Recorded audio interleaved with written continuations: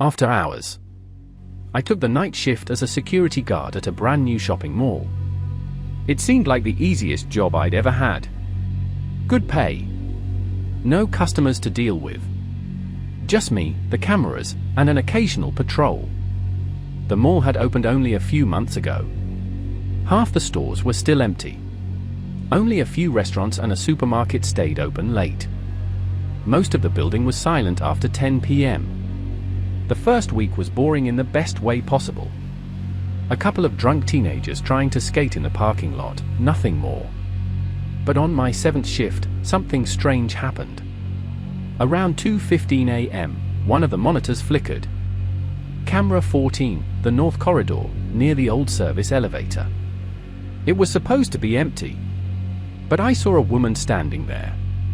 She was barefoot, wearing a pale dress that almost blended into the white tiles. She didn't move. Didn't look at the camera. Just stood there, facing the elevator doors. I grabbed my radio. "Tom, you in the North Corridor?" I asked. Silence. When I looked back at the screen, she was gone. The next night, same thing. Same time. Same camera. But now she was closer.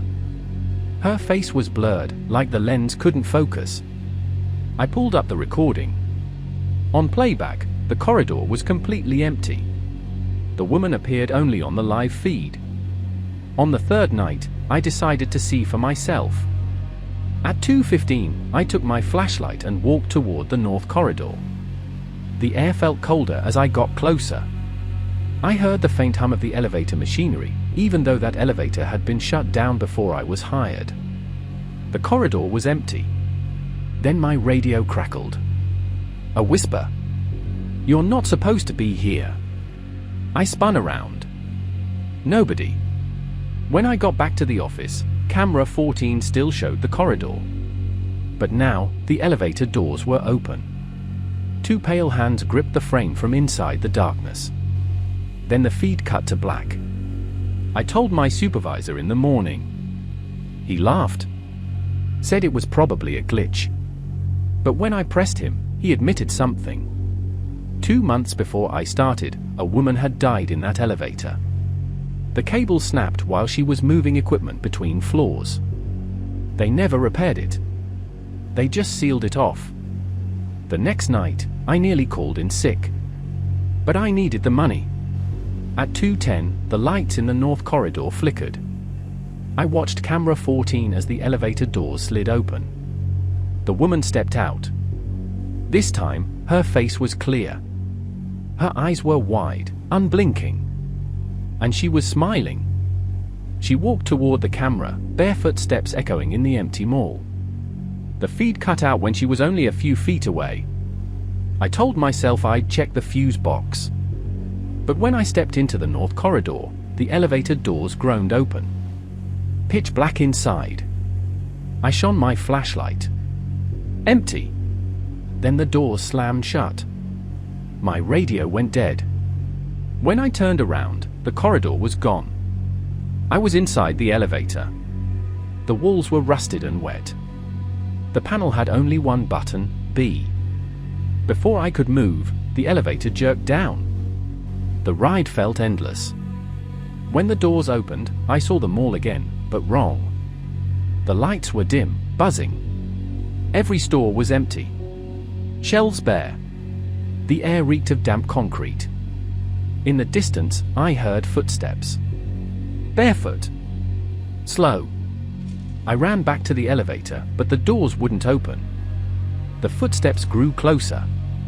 She appeared just a few feet away. Her skin was gray, water dripping from her hair. She grabbed my arm with ice-cold fingers. "You're here now," she whispered. "Stay." The next thing I remember, I was in the security office. 6 a.m. The morning guard was shaking me awake. Camera 14 was gone from the system.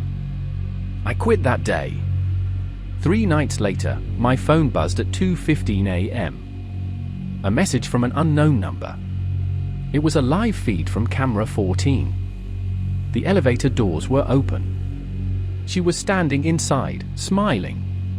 I thought it was over. But curiosity, it eats at you.